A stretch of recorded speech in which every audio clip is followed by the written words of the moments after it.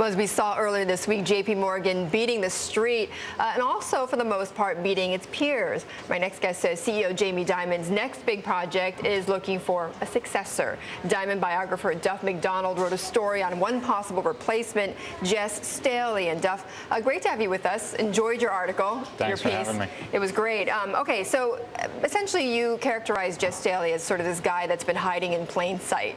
You've not heard a lot about him, but he looks to be perhaps the successor to Jamie Dimon. Why do you say that?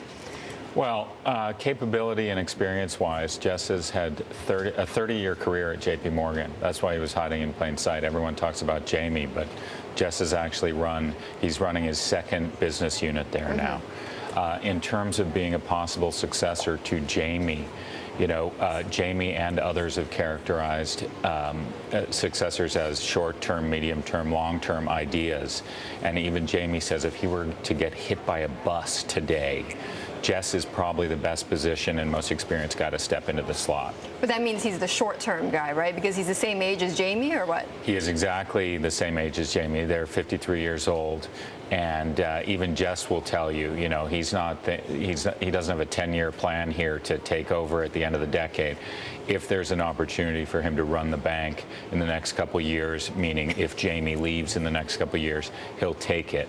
If that opportunity doesn't come up, the board and Dimon, you know, it wouldn't be that responsible to be looking at a guy in his late 50s to step in and be the next leader of JPMorgan. And you mentioned towards the end of your article there are others younger in their 40s or early 40s even who could possibly replace Jamie Dimon. You know, we're talking about the CFO Mike Kavanaugh, also Charlie Scharf, and others.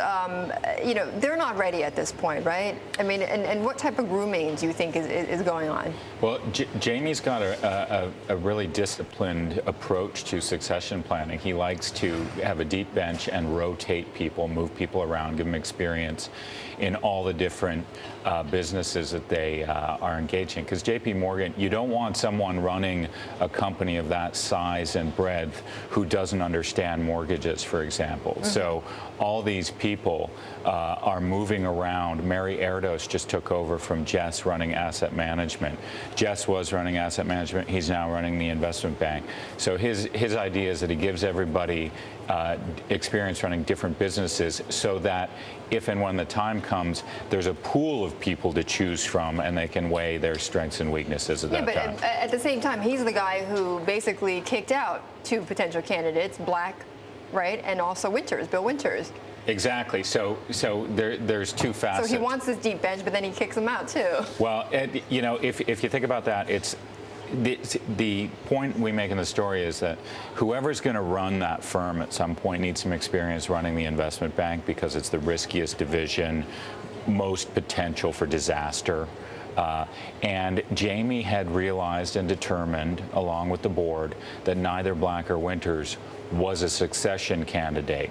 So once you've made that decision, it's time for a change and get someone else in there, give them experience running the business. So, you know, there can only be one, right? So it's a cutthroat world. Some people don't make the cut, and that's what happened there.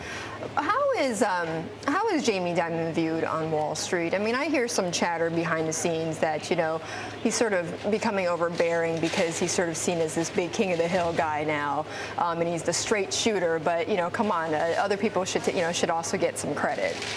Well, in any situation like this, you know, people take pot shots at the best and the winner. Just ask anyone at Goldman, right? You know, a lot of people make the very valid point, even Jamie would make this, that an institution is not one man. And that the media, people like us, tend to personify businesses, say, oh, JPMorgan equals Jamie Dimon.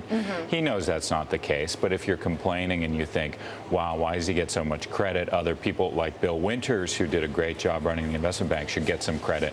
Nobody's arguing with that, but Jamie's a great target right now. You know, if you got a gripe, he's the biggest. When you're doing well, then you look at him. Exactly. Or the bank, right? Exactly. Okay. All right, Duff, thank you so much for joining us. Really appreciate it and giving us some insight.